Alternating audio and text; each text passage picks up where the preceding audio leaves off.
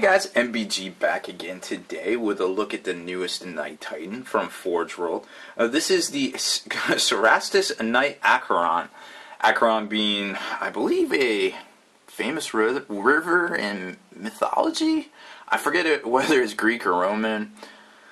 It's so hard to remember all the details, but I know it was a famous river, I think. I'm almost not really 100% sure on any of this. I could just be making it all up. Regardless, it's a pretty cool looking knight, and it kind of makes sense that it would be a river name because it kind of has this huge flame cannon on it, so it's kind of like a flowing... It kind of goes with the theme, I guess, because it's not going to be a big water gun, right? So this is the full-on resin Forge World Titan. It's not Knight Titan. It's not the like a plastic kit upgrade with resin parts. Like we've seen a couple of those already. This is the full-on kit. It's the latest one. We've done a couple of these already. I don't want to show too much of the actual parts that we've shown over and over again. I want to kind of show you some of the new stuff. But that being said, let's take a look at everything here. This is the assembly instructions here. So let's get a little closer here. Let's get a little intimate with this schematic. So we've got all the normal parts we've seen before in the past. We have the Throne Mechanicum right here, and then you've got a new different head, which kind of reminds me of Battlestar Galactica a little bit. Then some armor platings, the joints, the stuff to form the whole upper torso here, the resin top as well. Then you've got all of the leg sections, which are pretty much standard. You got some piston assemblies, some toe assemblies. Then you've got a couple different ways you can position this. Not too many though, so you got to be a little bit careful like how you want to do things there, and then also keep in mind that you would have to use a hot glue or hot water or hot air dryer of some sort to bend this this resin wiring here to whatever pose you decide to come up with. So you can use a hot water, submerge it in hot water, or use a hot air gun, but you know, always be careful because that stuff gets really hot really quick.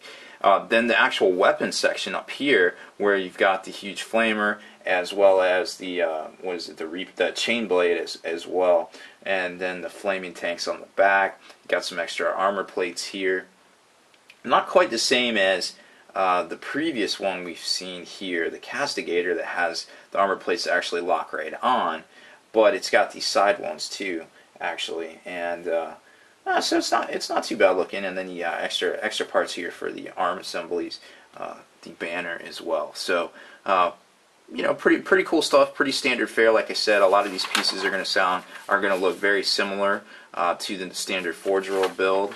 And then you've got the legs and the pistons, and they lock right in with a click, supposedly, so it looks pretty easy to do.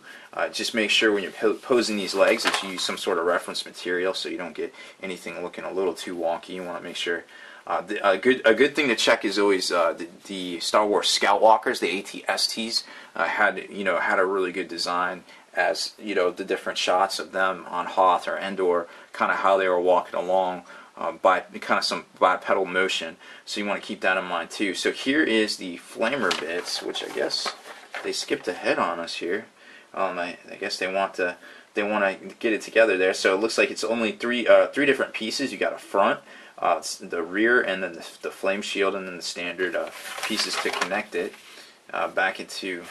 Oh, that's the legs right there. And then you've got the huge chain blade, which doesn't look very difficult at all. You just want to make sure you line it up straight. Then the flame tanks on the back for the torrent of fire, so to speak. And then there it is. There's the created assembly. We'll zoom in on that a little bit to give you a perspective. So very cool looking, right? Very neat kit, full of I mean, you can have this thing sawing through anything and then just like burning something down on there.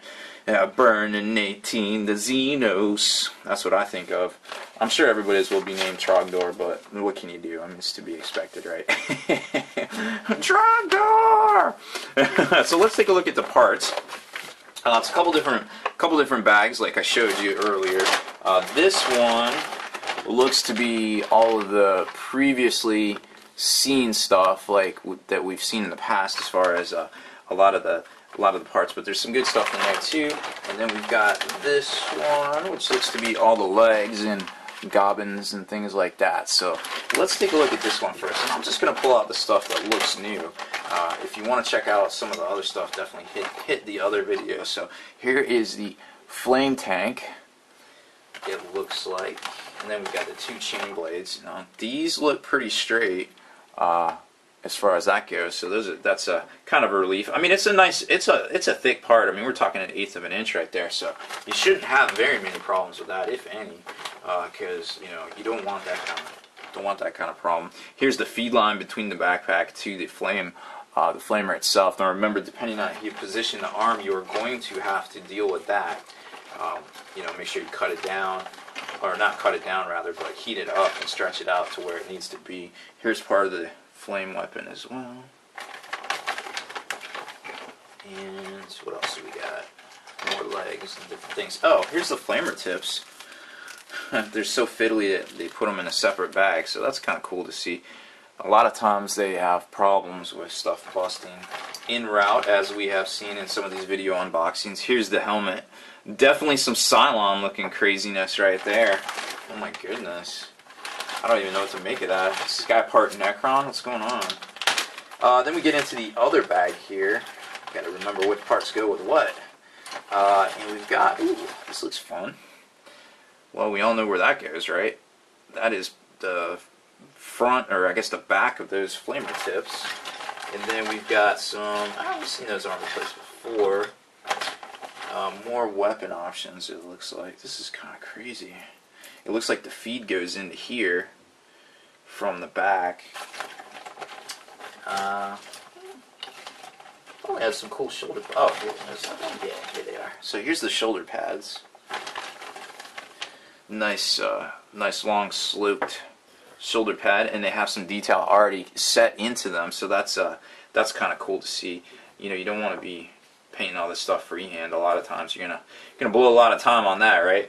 So there's that, and then we've got what else? What else is new in here? Anything fun and exciting? That's about it. It looks like there should be a plate somewhere that is supposed to be the weapon plate between the pieces there. Not see that. I hope we don't have a missing part, because that would be sad. Here it is. Hooray! So that's going to be about all of the new pieces, and then of course, just to show off a little bit, we've got the Throne Mechanicum piece right there, where you can basically put a little pilot in there. I would suggest maybe looking at the Sentinel pilot, because that might work out really good actually. To just kind of lock right in there, and it's already in the same pose. You might have to swap out the head into something more dynamic and noble. Here is the armor plate. Now these things are great, or the top carapace. These things are great because, I mean, this separate piece like this, you get to mask it off and do all sorts of crazy detailing on it and things like that. You can even do the hatch here separate as well, and then the exhaust stacks come up through here. So just keep all that stuff in mind when you're sizing up your project, because stuff like this, you want to make sure you have a battle plan before you sit down to paint it, because they can go sideways on you really quick. Trust me, I've put together my fair share of these forge-rolled kits. So that looks to be about all the new stuff that I can show you. If you want to check out some of the older assemblies, oh, here's something right here. This goes on top of the flames, the flame canister, flame tanks, and then we've got the new addition here as well. It looks like some iconography for, you can do Horus or Mechanicum, just normal Imperial Laurel, or the Aquila itself. So those are pretty cool. All sorts of new different parts they're including in here. Here's the hatch and stuff too, just to kind of show you, give you an idea. That's very easy to mask off as well. And then you've got the groin plate. What else we got? This is just the standard front or leg plate. I guess we'll say shins. We'll say shin plate. Sounds official. We'll go with it. So that looks to be all the cool stuff, so to speak, that I could really show you out of this kit. Let's take a look one more time at the finished assembly. Well, actually, you know what? Let's talk about the rules, because this thing's pretty cool. 415 points, so it's about 20-30 points more depending on what standard knight you would take. Front 13, side 12, rear 12, 6 hull points. Pretty much standard knight.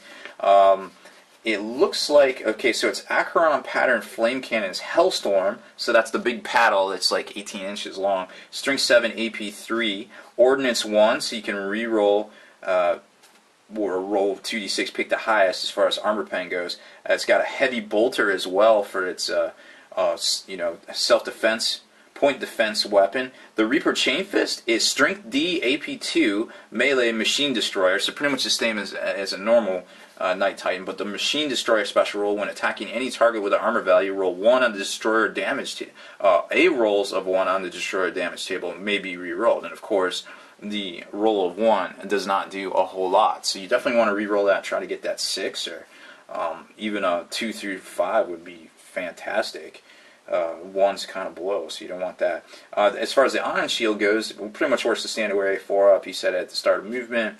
It does have the flank speed special rule that's indicative of the Cerastus chassis. It can make a run move rather than firing a weapon in the shooting phase for 3d6.